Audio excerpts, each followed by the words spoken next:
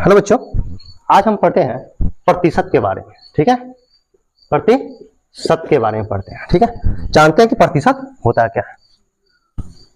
तो बेटा एक ही चीज समझो कि हम कोई वस्तु को ना खरीदते हैं, किसी वस्तु को खरीदते हैं तो उसका जो क्रय मूल्य होता है, क्रय मूल्य जो होता है वो हमेशा 100% होता है। क्या होता है? 100% होता है। क्या होता है?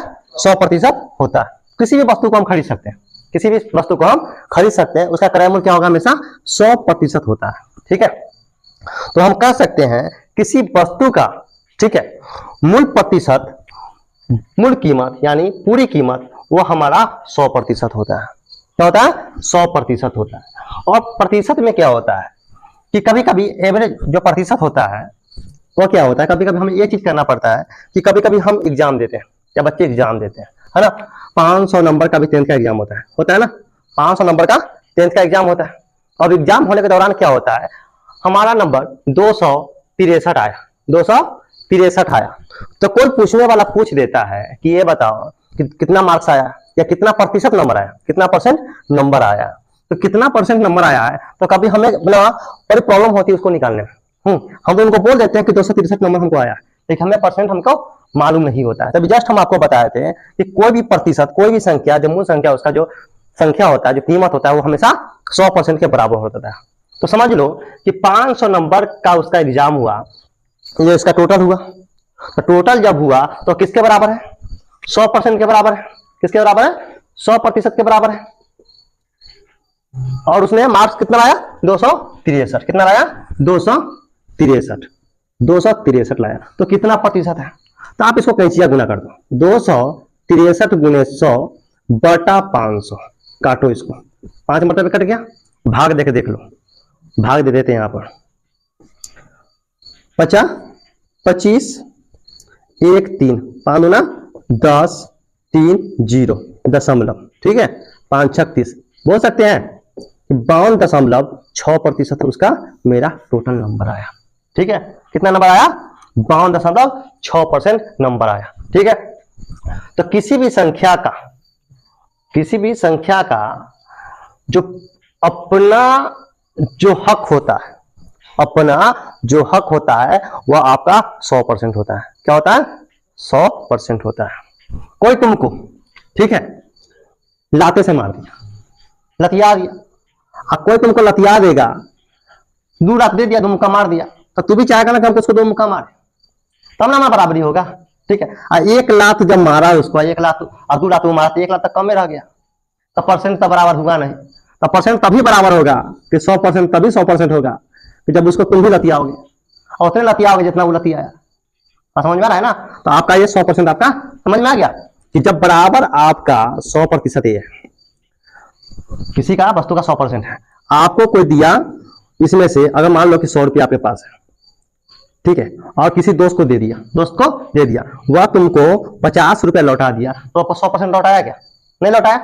आपको तो 50 रुपया लौटाया। अगर वो 100 रुपया लौटा देता तभी तो आपका 100% होता या पूरा पैसा होता। तो 100% तब होता जब आपको पूरा देता। ठीक है, अब इस पर क्वेश्चन आते हैं।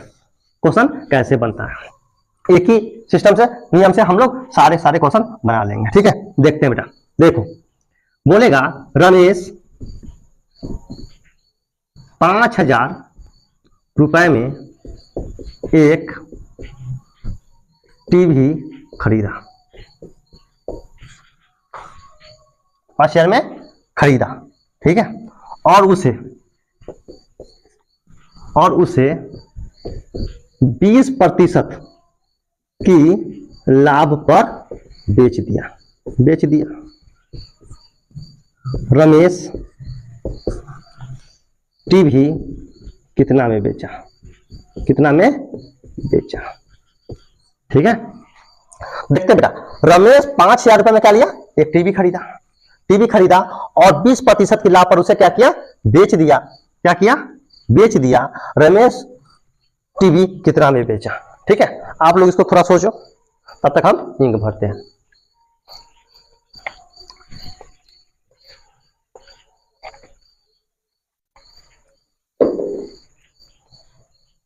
देखो बच्चों, क्या अभी जस्ट बताए थे किसी भी वस्तु का जो क्रय मूल्य हो, जो अपना मूल्य हो, वो हमेशा किसके बराबर होता है? 100% के बराबर होता है। ठीक है, तो आपका क्या हो गया?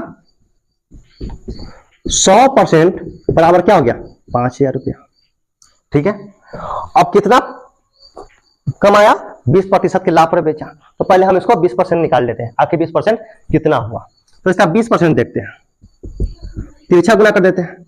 20 गुने 5,000 बटा 100, 1 2 1 2, काम खत्म। कितना हुआ? 50 गुने 20 बराबर कितना? 1,000। ठीक है, तो रमेश ने कितना में बेचा? तो रमेश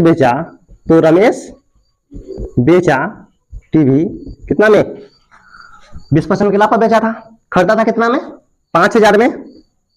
अब बेचा कितना में? 20% के लाभ पर, तो कितना? 1,000। कितना? टोटल 6,000 रुपए में।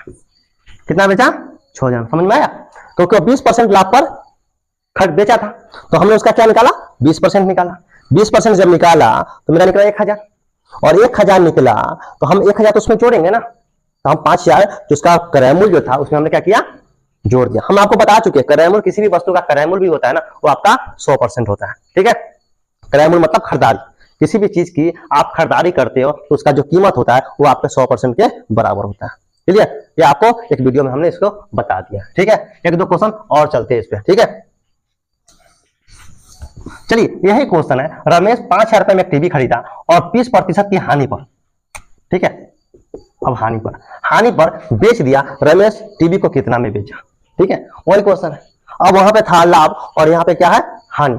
ठीक है, तो देखते हैं बेटा, हमें जस्ट बताया कि जो किसी वस्तु का क्रय मूल्य क्या होता है? हमेशा 100% के बराबर होता है। ठीक है, अब हम इसका पहले 20% निकाल देते। तो 20% कितना हो जाएगा बेटा? 20 गुना कैसे गुना बोले थे ना, 5,000 बटा 100 कितना हुआ? 1,000 आ गया। अब किसका क्या हुआ कि ये आपका 1,000 रुपया कम पे बेचा, तो हानि कितना का हुआ?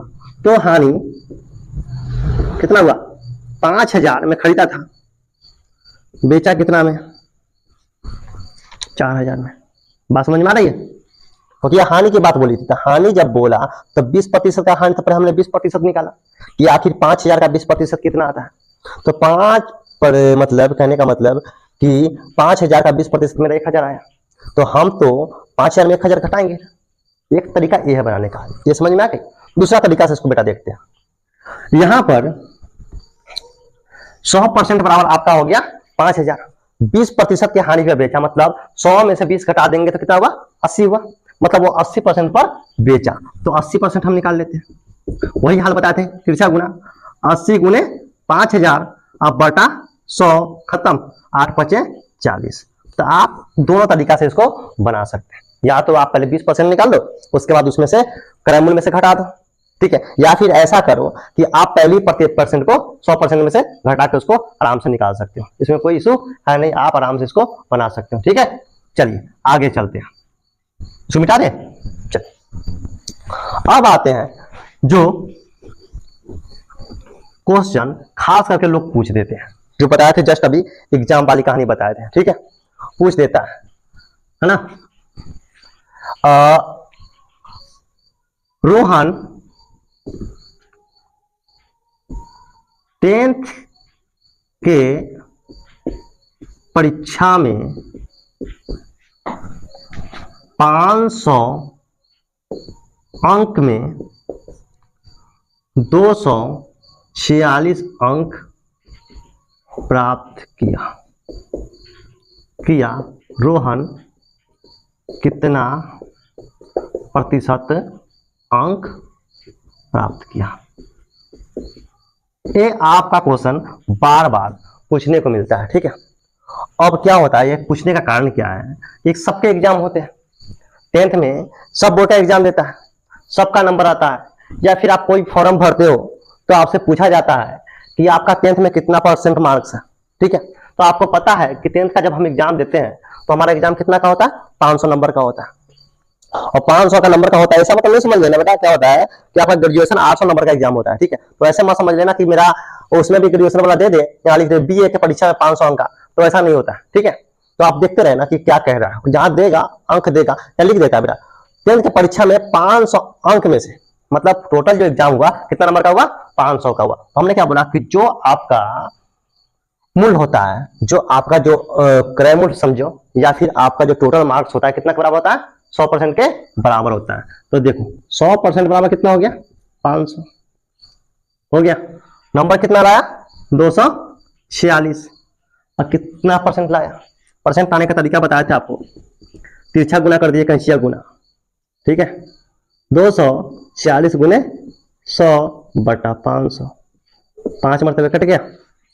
अब बचा आपका 246/5, भाग देते हैं, भाग दे दो, 5 चौका 20, बच गया 4 6, 5 9 49.1 मतलब 49.2, ठीक है। 49.2% आपका नंबर 10th में उत्तीर्ण हुआ, ठीक है। तो आप इस तरह से आप परसेंट से नंबर भी निकाल लेंगे, इसमें आपको निकालने में कोई प्रकार की परेशानी नहीं होगी, ठीक है। इससे भी एक हल्का क्वेश्चन है जो खास करके चौथा के किताब में देखने को मिलता है। ये क्वेश्चन क्या रहता है, पूछ देता है कि गीता 300 रुपए में एक किताब खरीदी, गीता 300 रुपए में एक किताब खरीदी और उसे 400 रुपए में बेच दी, गीता को कितना प्रतिशत लाभ हुआ, ठीक है। क्वेश्चन, गीता 300 रुपए में एक किताब खरीदी और उसे